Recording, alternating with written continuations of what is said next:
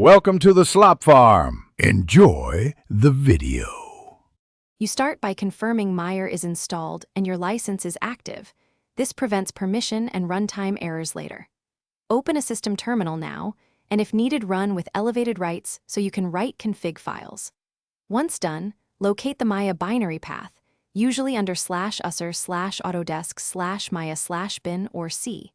/program files /autodesk/maya/bin, because you will invoke Maya and Mayapy directly. Make sure path points to that folder, or note the full path, so subsequent commands run without ambiguity. Next, you execute tasks via the terminal.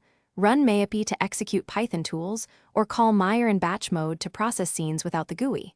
For example, Mayapy MyTool. Py runs Python scripts that use Maya APIs, Maya batch file scene. MB runs renders or exports. Make sure you set environment variables like Maya script path and Python path so custom modules load. If a plugin needs sourcing, source it now. Otherwise, your scripts may fail due to missing dependencies or unresolved imports.